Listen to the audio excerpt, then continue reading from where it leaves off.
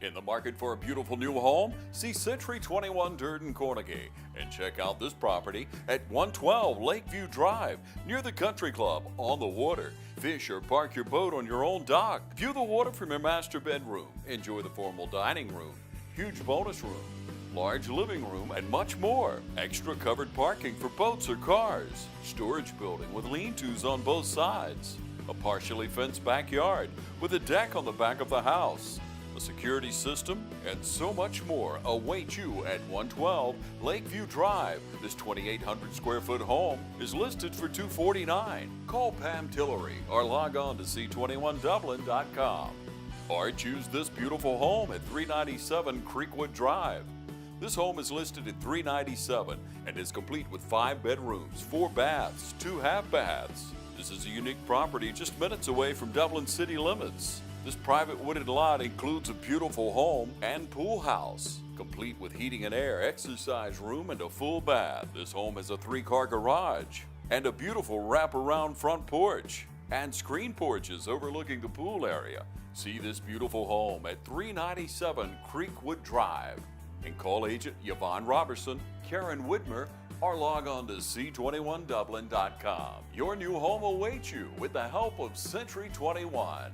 Log on to Century 21 Durden Carnegie. Call 272-1535 or stop by and see us today. Century 21 Durden Carnegie. Broker George Durden.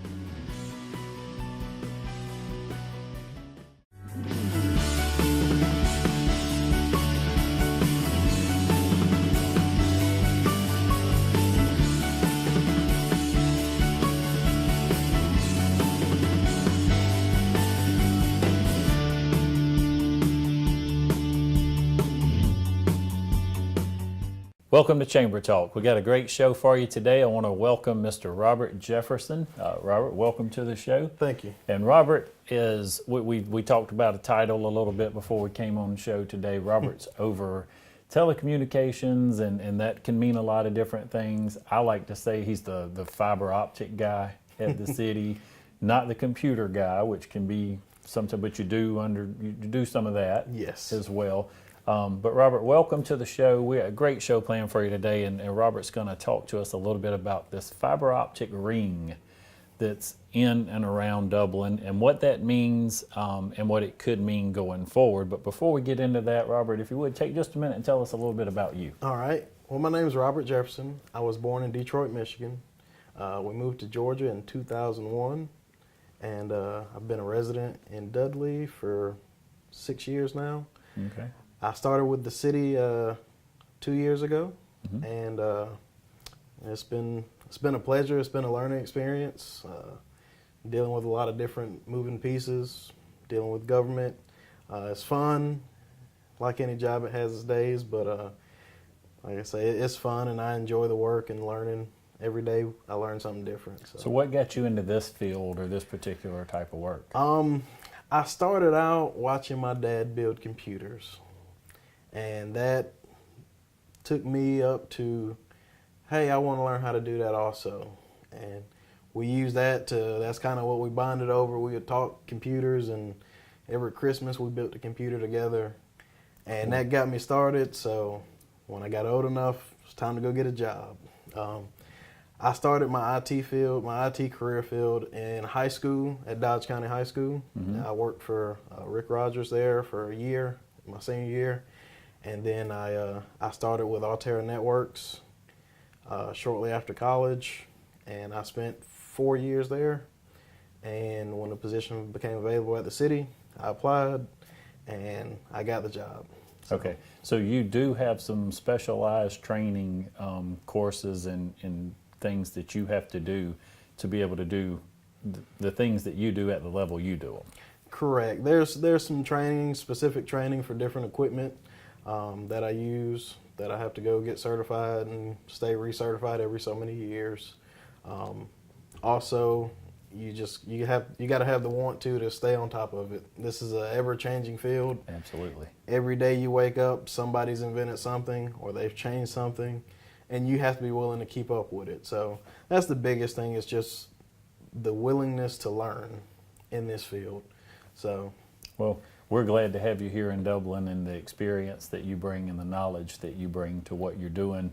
I certainly am aware a little bit of what you do firsthand. We've had issues before at the chamber, and you're always there. You get things taken care of in a timely manner for us, and we appreciate that.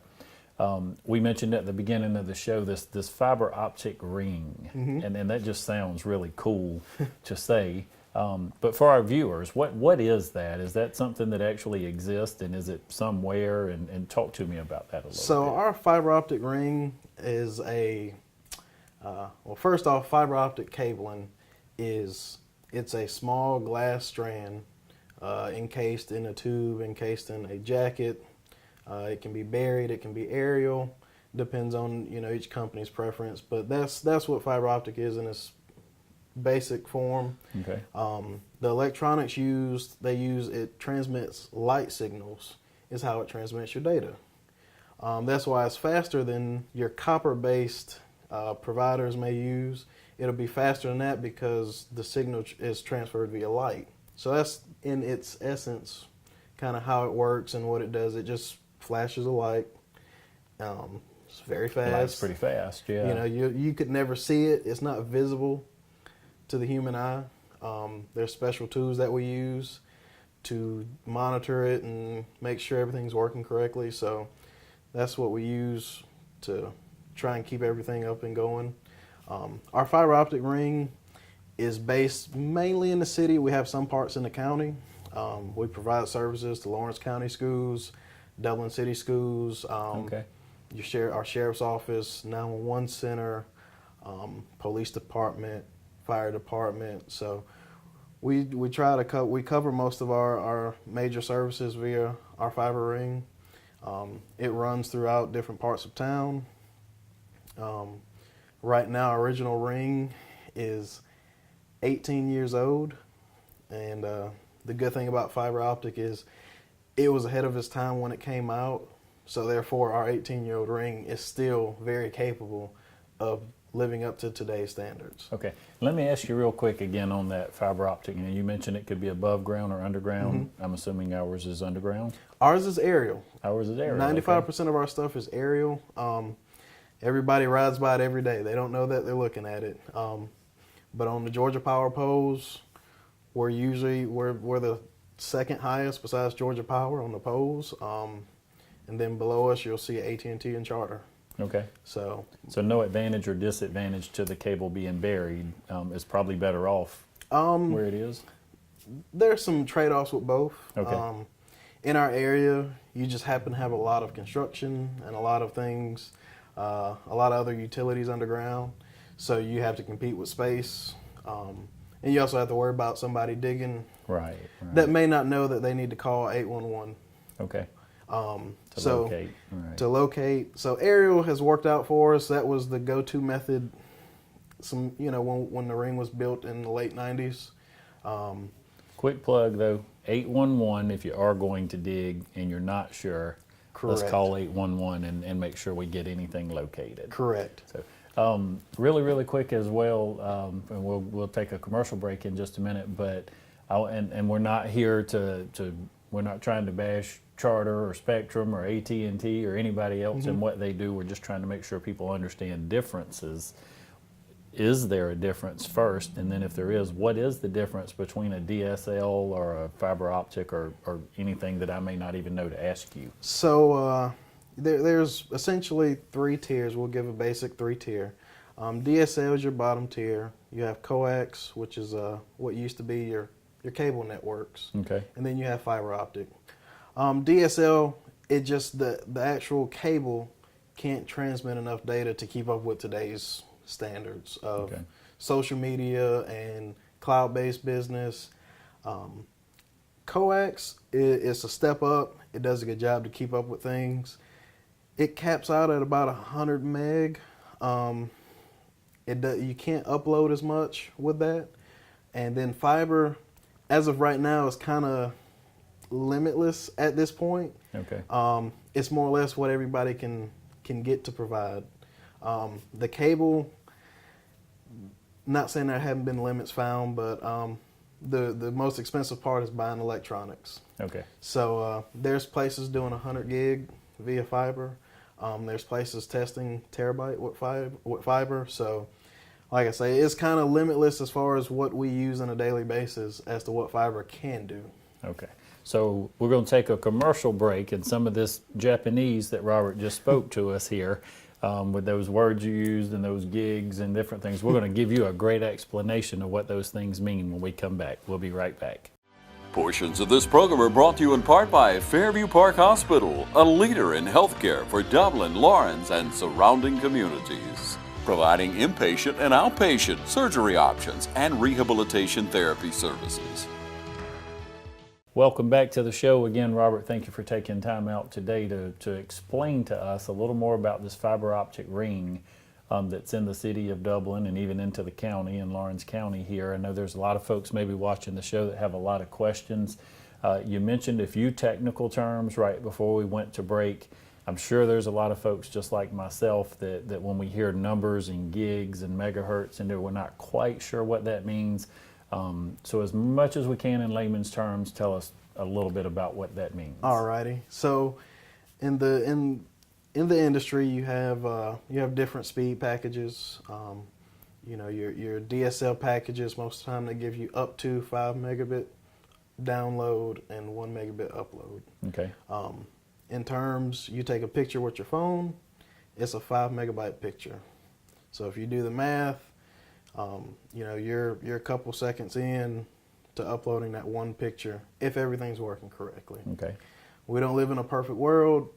Things usually aren't working as well as they say they are. So, you know, you uploading your 30 pictures from the weekend should take you on paper a minute.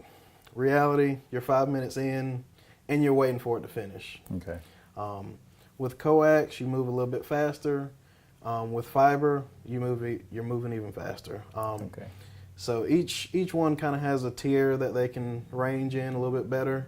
Your coax speeds up to 100 megabit down, and usually in the 30 to 40 up. With fiber, there's companies that do 1 gig, which is 1,000 megabit Okay. up and down. Okay. So the difference between those two is fiber is the only one capable right now of giving you a simultaneous upload and download speed. Okay. So they can give you 100 up and 100 down. Okay. Citywide, Mm-hmm. can we say that citywide fiber is available? Citywide, we're getting close. We're on most of your main avenues in the city. We're down Hillcrest. We're down 80 for the most part. We're downtown. We're on Telfair Street. We're building. Like I tell most people, if you call me, I would do my best to get it to you. Okay. We're looking at doing a pretty decent sized project to try and touch more businesses. As right now we're only do business, and hopefully in the next year or two we'll be looking to expand into residential. Okay, so from a business perspective, and I know you mentioned there are places throughout the county, certainly I believe you mentioned, and I'm glad to hear, fire, EMT, police, et cetera, have the fiber capabilities, correct? Correct. But as far as from a business standpoint, could you even give me a close estimate what percentage of our businesses have this accessibility? I would say roughly 65 to 70% Okay. of our businesses we are near. We may not be on the exact street, but we're near where we can make that happen. There's a few places that we aren't, office parks yet, but for the most part, we're around a lot of places. We're working very hard right now to fix some of our older equipment to be able to provide services in areas where we were at one point we maxed out. So Okay. we're working on that to be able to offer this service to everybody in Dublin. So to be clear to folks, there is a plan in place to grow and expand the fiber optic service. Correct. And can you tell me, and I know you work for the city and with the city, and this is where this originated and come from, any idea if you could tell me, would this be a county-wide service, or I would certainly hope in the future that it would be? As of right now, the plan is to cover the city. Okay. Now that's not to say we don't plan to go to the county right now. We look at it as a benefit to our citizens and to our businesses, to try to give them an advantage above everybody else. So our plan is to start in the city and make sure we have the city covered, and then from there we can spread out into the county is our initial plan as of right now. Okay, and is the reason this is a fiber optic, I guess we're calling it a ring, because it would kind of be a circle around, or is there any reason why you would refer to it that way? So the ring is it's what's called a topology. It's more, it builds a layer of redundancy. So we may have 10 locations, each one has a piece of equipment, and the ring touches it going in and out both ways. So it makes a circle, so if one piece gets cut or a piece of equipment dies, everybody else still can go another way to get to the internet. Okay. So we're fed via 2 feeds. We're fed out of Atlanta and Jacksonville. So that way we have redundancy coming into us.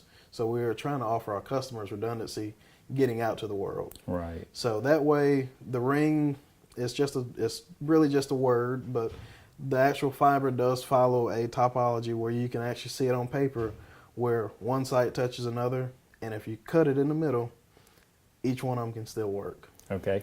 And so give me some scenarios maybe here, and I don't know if it could be weather related. I know it can certainly be squirrel related. We've had some issues there, but tell me some things that can happen. So a very realistic case, Hurricane Irma last year. It came and a tree fell on a power pole out near the middle school, and it took that leg of our internet down. None of my customers could tell that happened because we have our leg from Atlanta still feeding us. Also, we had a tree fall on an industrial, and that's kind of our leg towards the sheriff's office. They never went down because they're fed via 2 ways. So that one way going down, they still were able to get to the internet during one of the worst storms in Georgia in recent years. So, Okay. Like I said, it has advantages. It costed the city a little bit more money up front, but it's been a lifesaver for many years. So this is great for the folks living in the city of Dublin as far as not only now, but into the future. And you guys will continue to build more of this fiber optic ring and to strengthen it to make sure that we have the technologies that we need to have going forward. Correct. Dublin it's a city that's kind of, I'm not going to say it's outgrown itself, but it's ahead of any other city its size in terms of what it offers. A lot of people compare us to bigger cities because we offer things that bigger cities offer. And this is another thing where the world itself is going towards internet. Mm-hmm. Everything you do, Absolutely. It's required. You need an email address to get your prescriptions. You need an email address, or you need internet to do just about. I'm not going to say everything, but a lot of things in today's society, and it's hard to do that when you don't have access to it. Right. So that was the original purpose of the ring. Was the city couldn't get its own internet. They built this in '99 to fulfill that need. Okay. And we've evolved it to kind of where it's at today. And we plan to continue to evolve it. As the needs of our citizens and our businesses grow, we'll grow with it. And I want to ask you real quick, we'll take another commercial break, but something I know that's in line with technology, I'm sure something you're familiar with, the Internet of Things, Mm-hmm. and sensors. I think a lot of sensors are used to connect things together through this Internet of Things, but would fiber optic play a role in that as far as home security systems, all of the luxuries of being able to turn your air conditioning up or down or different? Would fiber optic play a role into that somewhere? Yes, it would. So in the Internet of Things, the way it works is that there's so many devices in a home now. In past years, somebody may have a computer in an office and a laptop, and that would be it. Now you have, every child has a phone, they have a tablet. The parents have phones, tablets, a computer.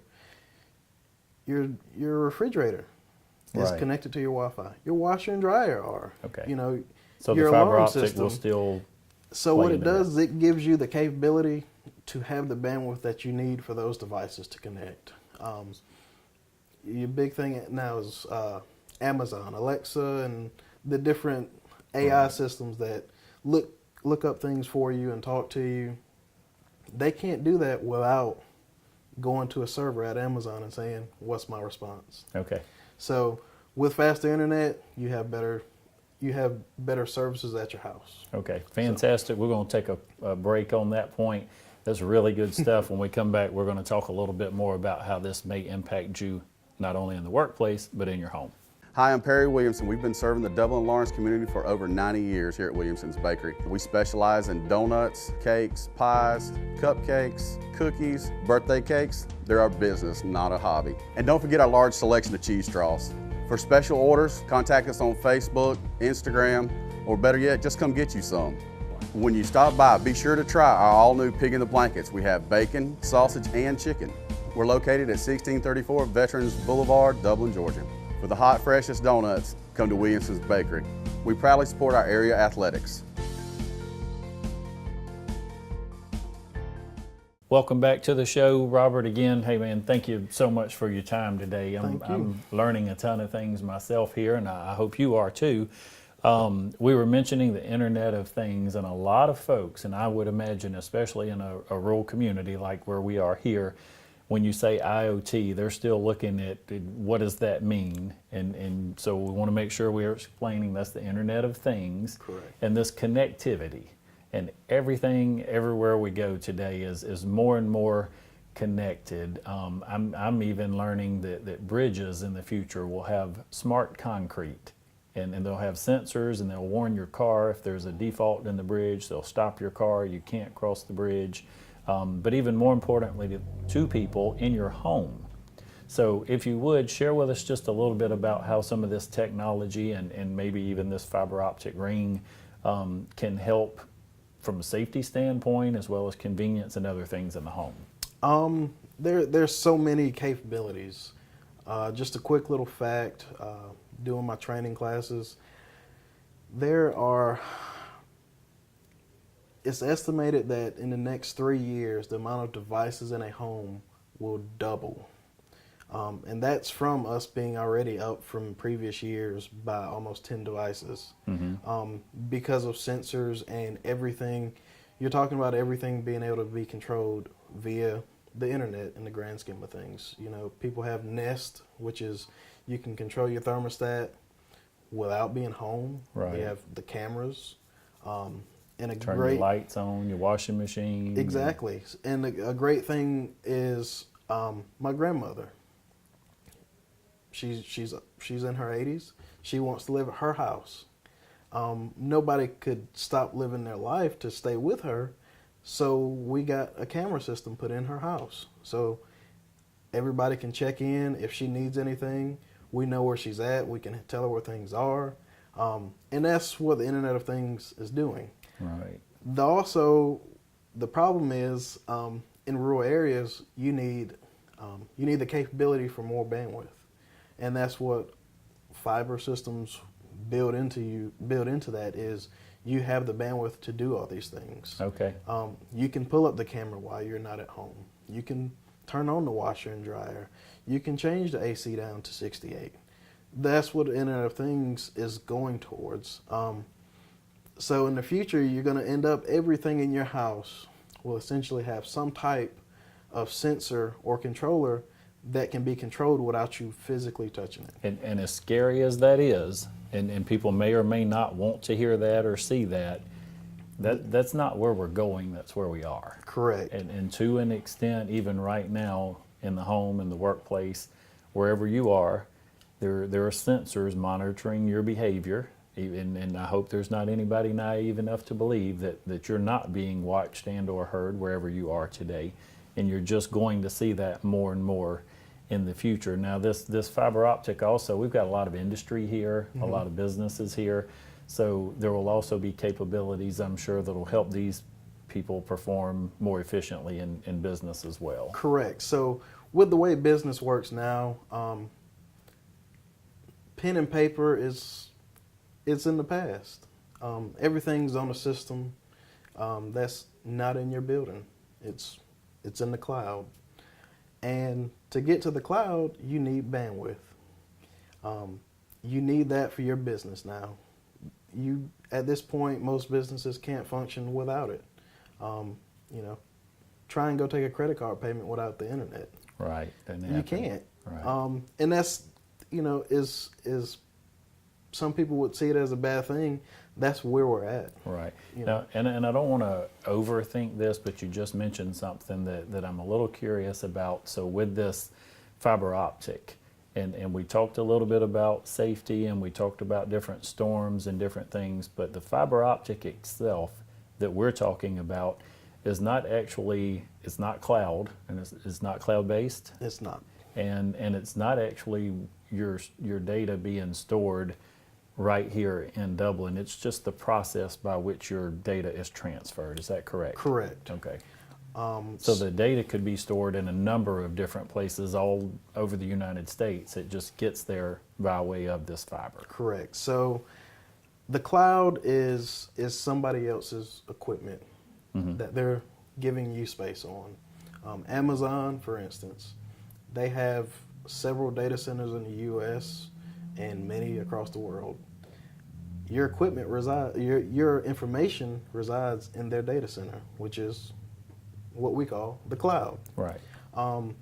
So fiber optic helps you get your data there faster, in a more secure way, and that's just the way that the world's working. That's where it's going, and that's the thing that everybody needs to realize is the cloud is nothing more than somebody else's equipment.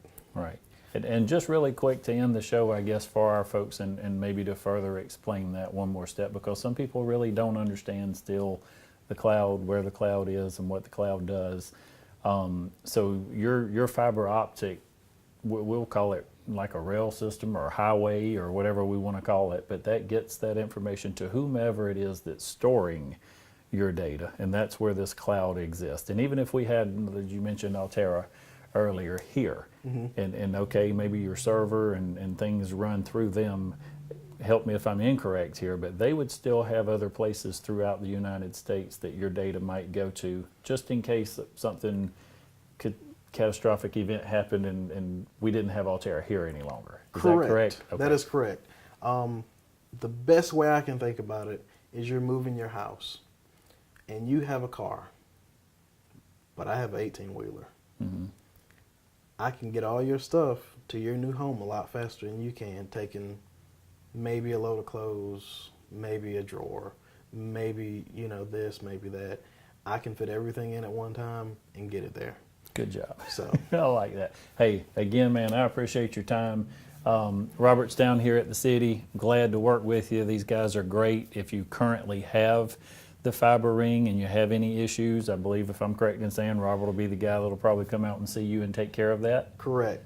And one more thing, I almost forgot, Robert. I always like to end the show by giving you an opportunity, if you'd like to look into that camera and just tell anyone whatever you'd like to tell them to make sure they can be reassured about the work that you and the folks here at the city are doing. So the city and we're working very hard to be able to provide a great service to all of our businesses and hopefully our residents very soon.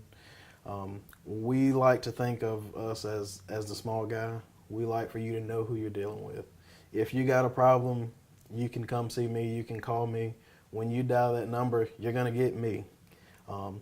If I'm unavailable, if I'm not meeting a need, you know who my boss is, Lance Jones. If we're not getting the job done for you, you know who his boss is, Mayor Phil Best. And that's what we pride ourselves on is knowing who our customers are. I know all my customers. They know me. When they see me in the store, I can get, hey, we're doing so great, or hey, if you get a chance Monday, can you come see me? Yes, sir. I'll be there Monday, and we'll get the issue fixed. And that's what we pride ourselves on, is being able to fix everything in a timely solution, but you knowing who you're dealing with. That's awesome. Robert, again, thank you, man, Thank for you. being on the show. Thank you for joining us. Hope you enjoyed the show and maybe learned something about fiber optic today that you didn't know. And again, thank you. And I want to close the show by reminding you it's a great day for business in Dublin, Lawrence County.